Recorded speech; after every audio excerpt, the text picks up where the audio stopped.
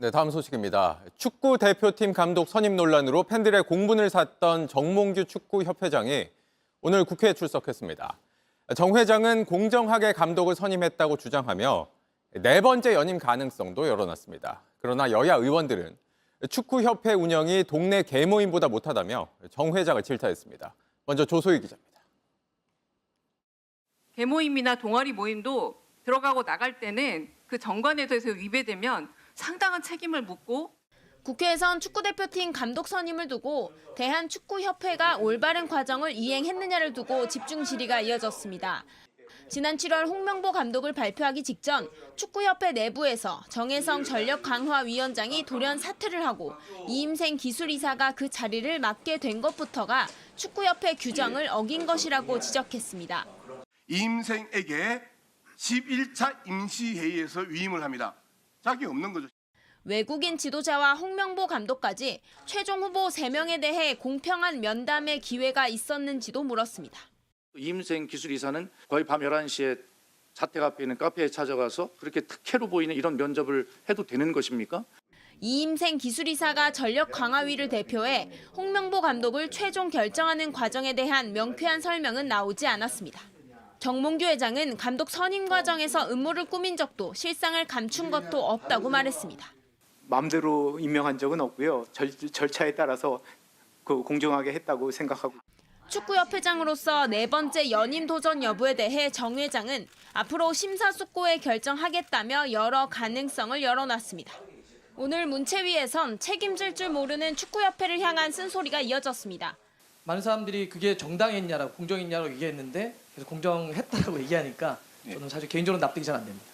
JTBC 조수입니다.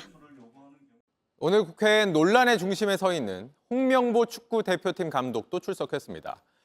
홍 감독 역시 선임 과정에 불공정이나 특혜는 없었다고 주장했고 한국 축구의 마지막 봉사를 하기 위해서 마음을 바꿔 감독직을 맡게 된 것이라 했습니다. 이어서 이승환 기자입니다.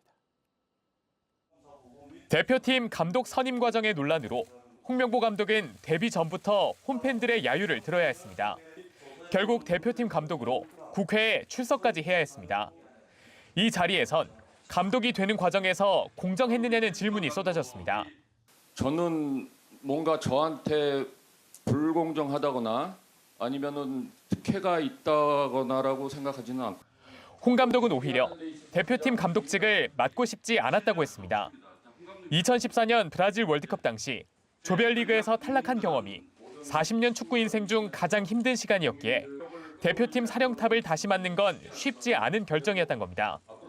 그럼에도 마음을 바꾼 이유도 설명했습니다. 한국 축구의 지금 어려운 점을 외면하기도 참 어려웠습니다. 국가대표팀에 마지막에 봉사를 한번 하고. 감독 최종 후보 3명 중에 갑자기 홍명보 감독으로 급선회한 배경에 대한 논란은 여전한 가운데 홍 감독은 정면 돌파 의지도 비쳤습니다. 팀의 감독으로서 이 팀을 책임지고 더 좋은 팀으로 성장시키는 게 저의 임무라고 저는 생각하고 있습니다. 문화체육관광부는 다음 달 2일 대한축구협회에 대한 감사 결과를 발표합니다. 유인촌 문체부 장관은 잘못된 점은 분명히 지적하고 감독의 거취 문제는 축구협회가 그 이후에 결정해야 될 것이라고 말했습니다. JTBC 이승환입니다. 저희 집에서 한 5분 정도 떨어져 있는 빵집입니다. 베이커리 집입니다. 그 자리에서 빵 드셨습니까? 아니면 커피 드셨습니까? 아무것도 안 먹었습니다. 안 드셨고요.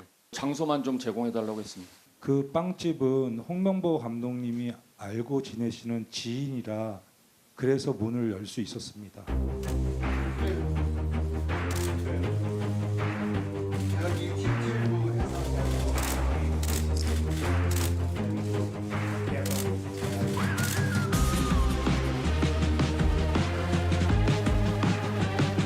외국인 감독 후보 2명을 대면 인터뷰하고 돌아왔습니다. 인터뷰를 마치고 비행기를 타고 7월 5일 낮에 한국에 도착했습니다.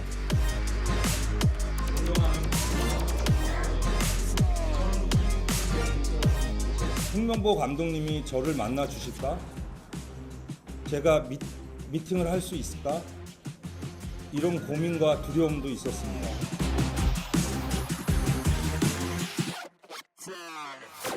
대표팀 감독직을 간곡히 요청하였고 저는 밤새 고심한 끝에 제안을 수락하였습니다.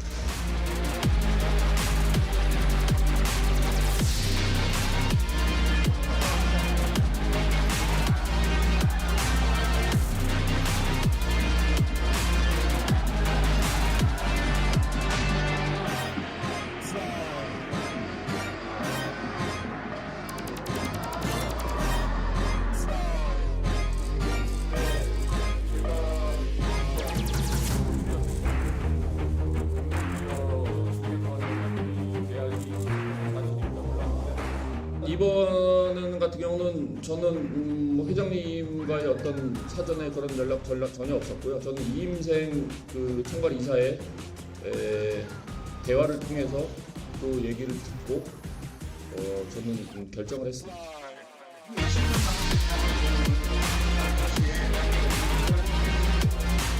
아무리 좋아도 좋게 받으면 황제 면접 아니면 적대 면접입니다.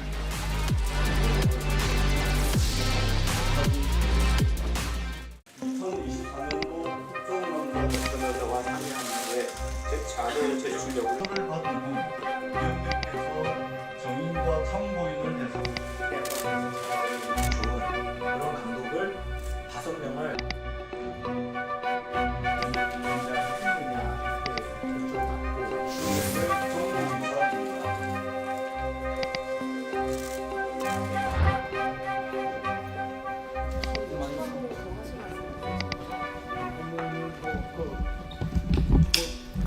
제가 설명드리라는 걸 잘 표현을 잘 못하고 또 기회를 안 주셔가지고 뭐 제가 뭐 간단히 그 적어서 드린 게 있는데 그걸 혹시 갖고 계신가? 아니면 오전에 받은 편지요? 6장짜리? 네, 네, 갖고 그럼 다 갖고 네, 뭐 거기서 표현했는데 뭐 제대로 제가 잘 표현을 못해가지고 죄송하게 생각합니다. 네. 좀 사태 수습이나 이런 거에 대해서 좀 생각을 하시는 게 있어요? 뭐 앞으로 생각해 보겠습니다. 그럼 뭐 또 뭐 내일 모레 뭐 또 그 문체부 감사 결과가 나온다니까 또 그것도 보고 뭐. 맡으신 지금 소감은 좀 어떠세요? 아니 아쉽다고 생각을 합니다. 아쉽다는 거는 이제 생각하셨던 걸 다 표현하지 못하셔서 아쉬워요. 네,